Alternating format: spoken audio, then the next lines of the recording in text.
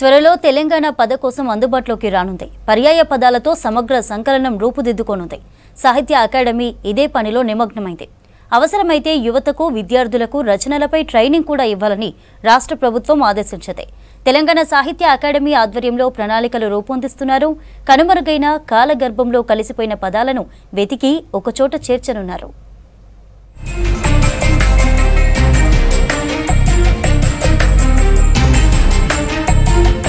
రాష్ట్ర భాష, సంస్కృతి, సాహిత్యం వైభవాన్ని నలుదిశలా చాటి చెప్పేందుకు తెలంగాణ సాహిత్య అకాడమీ వినూత్న ఆలోచనలకు శ్రీకారం చుట్టింది.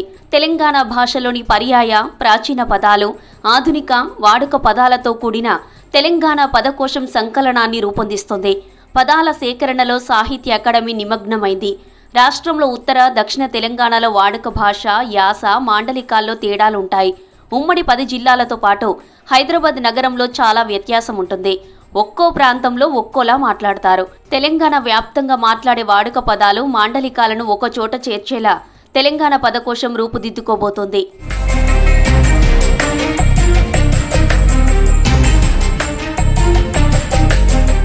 తెలంగాణ తెలుగులో ఉన్న వేలాది తేట తెనుగు పదాలతో పదకోశం అందుబాటులోకి తీసుకురానున్నారు. ఇందులో కనుమరుగైన కాల గర్భంలో కలిసిపోయిన పదాలను వెతికి ఒకచోట చేర్చనున్నారు. తెలంగాణ పలుకుబడులు కుప్పలు తెప్పలుగా ఉన్నాయి. ఇన్నాళ్లు పాఠ్య పుస్తకాల్లో మనం మాట్లాడే భాషకు స్థానం లేదు. నిత్య జీవితంలో వాడే పదాలు కూడా పుస్తకాలు, పత్రికల్లో రాలేదు. విస్మరణకు గురైన వేల పదాలు ఇందులో అనేకమున్నాయి. గతంలో వ్యక్తిగత స్థాయిలో కొంతమంది తెలంగాణ పదాలను ఏర్చి కూర్చి పుస్తకాలుగా వెలువరించారు. అవి పూర్తి స్థాయిలో తెలంగాణ పదాలకు సరిపోలేదనే భావన సాహితీవేత్తల్లో ఉంది. దీంతో గ్రామాలతో పాటు ప్రాచీన సాహిత్య గ్రంథాల నుంచి పదాలు సేకరించాలని నిర్ణయం తీసుకున్నారు. తెలంగాణ సాహితీవేత్తలతో తెలంగాణ పదాలు, మాండలికంపై శాస్త్రీయ పద్ధతులతో పద సేకరణ, వర్గీకరణ, పరిశోధనలు చేసి తెలంగాణ పదకోశానికి ఓ రూపు తీసుకురావాలని భావిస్తున్నారు. తెలంగాణ వాడుక భాషలోని పదాలకు పర్యాయ పదాలను కూడా పదకోశంలో పొందుపరచనున్నారు.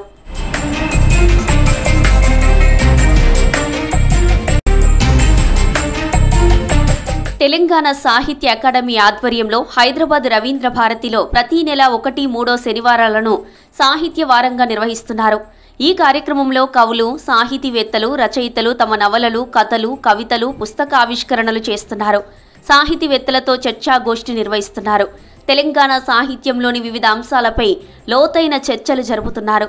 అన్ని పాఠశాలల్లో ఆగస్టు 15, జనవరి 26తో పాటు పండుగలు, ప్రత్యేక సందర్భాల్లో విద్యార్థులకు భాషా నైపుణ్యం, సాహిత్య రచన, కవిత్వం, కథల రచన, సాహిత్య విమర్శ వంటి అంశాలపై విద్యార్థులకు, యువతకు పోటీలు నిర్వహించేలా కసరత్తు చేస్తున్నారు.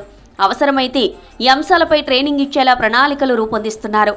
యువతను సాహిత్యం వైపు ఆకర్షించేందుకు, ఇలాంటి కార్యక్రమాలు నిర్వహించేందుకు ప్రణాళికలు చేస్తున్నారు. సాహిత్య అకాడమీ తెలంగాణ గ్రంథ సూచి పేరుతో ప్రణాళికలు రూపొందిస్తుంది. తెలంగాణ సాహిత్యంలోని ప్రముఖ రచనలను ఒక సమగ్ర గ్రంథ సూచిగా తయారు చేసి దాన్ని డిజిటల్, ముద్రణ రూపాల్లో అందుబాటులోకి తీసుకొచ్చే ప్రయత్నం చేస్తున్నారు.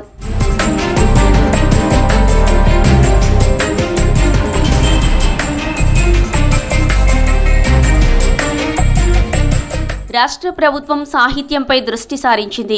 రాబోయే తరాలకు తెలంగాణ సాహిత్య వైభవం చాటాలని అందుకోసం కవులు, రచయితలు వివరాలను సేకరిస్తున్నారు. వారు చేసిన సాహిత్య కృషిని తెలంగాణ సాహిత్య గ్రంథ సూచి పేరుతో ఒక ప్రత్యేక పేజీ ప్రింట్ చేస్తున్నారు. గత వైభవాన్ని తీసుకురావాలనే ప్రయత్నాలను ప్రభుత్వం ఇప్పటికే ముమ్మరం చేసింది.